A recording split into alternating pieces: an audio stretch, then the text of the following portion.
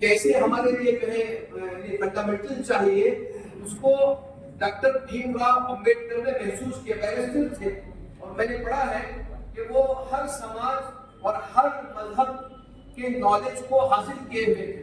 हर मजहब को उन्होंने सीखा था, हर मजहब का नॉलेज उन्होंने हासिल किया था। सीते जೊತೆ ಇದ್ದಾಗ ರಾಮನಿಗೆ ಬೆಲೆ ಇವತ್ತೇನಾಗಿದೆ ಪರಿಸ್ಥಿತಿ? ನಾವು ಡೆಲ್ಲಿಯಲ್ಲಿ ಯಾರಿಗೆ ಇರ್ತಕ್ಕಂಥ ಒಬ್ಬ ಆಕ್ರೋಶಭರಿತ ರಾಮನ ಫೋಟೋ ನೋಡ್ಸಿದ್ವಿ ನಾವು. ಗಾಂಧೀಜಿ ರಾಮ ಹಂಗಲ್ಲ, ರಾಮರಾಜ್ಯ ಆಗ್ಬೇಕು, ಈ ರೀತಿ ರಾಮ ಇರಬೇಕು, ಸೀಟೆಯಲ್ಲಿ ಇರ್ತಕ್ಕಂಥ ರಾಮ ಬೇಕು. ಒಂದು ಫೋಟೋ ನೋಡ್ತಿದ್ವಿ ನಾವು ಈಗಿಂದ, ರಾಮನ ಫೋಟೋ. ರಾಮನ ಎಡಗಡೆ ಸೀತೆ ಇರ್ತಿತ್ತು, ಬಲಗಡೆ ಲಕ್ಷ್ಮಣ ಇರ್ತಿದ್ದ, ಮುಂದೆ ಹನುಮಂತ ಇರ್ತಿದ್ದ. ಅದು ದೇಶದ ಒಂದು ಕುಟುಂಬದ ಒಂದು ಊರಿನ ಐಕ್ಯತೆ ಸಹಿತದಾಗಿತ್ತು. ಇವತ್ತಾಗಿಲ್ಲ. ರಾಮನನ್ನ ದುರ್ಬಳಕೆ ಮಾಡಿಕೊಂಡು ಸಮಾಜದ ಬರೀತಕ್ಕಂಥ ವಿಷಮ ಸ್ಥಿತಿ ಇವತ್ತೈತಿ. ಆ ಕಾರಣಕ್ಕಾಗಿ ನಾವು ಕೋಪ ಸಂವಾದ ಹೆಸರಿನಲ್ಲಿ ಬೇರೆ ಬೇರೆ ಸಂಘಟನೆಗಳಿಗೆ ಸೇರ್ಕೊಂಡು ಇವತ್ತು ಸಮಾಜಕ್ಕೆ ನಾವು ಏನು ಕೊಡಬೇಕು, ನಾವೆಲ್ಲರೂ ಇವತ್ತು ಮಧ್ಯಾಹ್ನ ಟೈಮ್ ಮಧ್ಯಾಹ್ನ ಆಗಿದ್ದೀವಿ. ನೀವು ಬಸ್ ಸ್ಟ್ಯಾಂಡ್ ಹೇಳಿ ಅಂತಾರೆ, ಅಸ್ವಾದ ಹೇಗೆ ಹೋಗ್ತೀವಿ, ಎದುರಿಗೆ ಗಾಮಪ್ಪ ಐತಿ, ಆಚೆ ಕಡೆ ಪೈ ಐತಿ, ಈಚೆ ಕಡೆ ನಿಯಾಸ ಐತಿ, ಈ ಕಡೆ ಬಂದ್ರ ಶಿವಾಜಿ ಗಾನವಳಿ.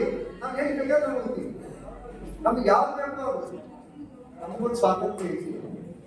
ಈ ಸ್ವಾತಂತ್ರ್ಯ ನಮ್ಮ ಸ್ವಾತಂತ್ರ್ಯ, ನಮ್ಮ ಸ್ವಾಭಿಮಾನ ಯಾಕೆ ಹೋಗೈತಿ ಅಂತಂದ್ರ ಆಗ ಸಿರಿಮನೆ ನಾಗರಾಜ್ ಬಹಳ ಜನ ಹೇಳ್ತಾರೆ ಕೆಲಸಗಳಿಲ್ಲ. ಸಂವಿಧಾನ ಐತಿ ಅನ್ನುವಂತ ಕಾರಣಕ್ಕೆ ಸಂವಿಧಾನ ಈ ಪರಿಸ್ಥಿತಿ ಸಿರಿಮನೆ ಬೋಧಿಸೇ ಇರ್ತಿತ್ತು. ನಮ್ಮ ಸಮಾನತೆಯನ್ನ ನ್ಯಾಯವನ್ನು ಬರ್ತಕ್ಕಂಥ ಹತ್ಯೆ ಬರ್ತಕ್ಕಂಥ ಹಿಂದೂ ನಮ್ಮದಲ್ಲ, ನಮ್ಮ ದೇಶದ್ದು ಅಲ್ಲ.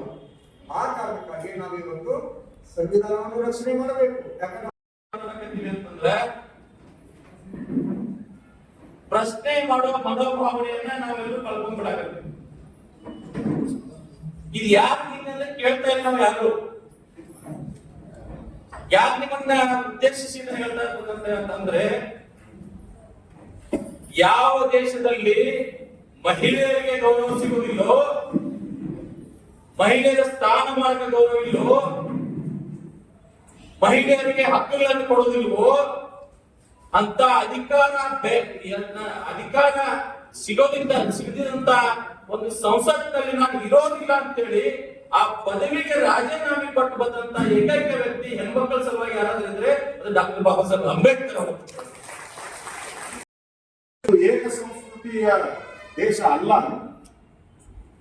ಇವತ್ತು ನಾವೇನು ನಮ್ಮನ್ನ ಆಳುವವರು ಏಕ ಅಂತ ಹೇಳ್ತಾ ಹೋಗ್ತಾರಲ್ಲ, ಅದು ಈ ಮಣ್ಣಿನ DNA ಇಲ್ಲ.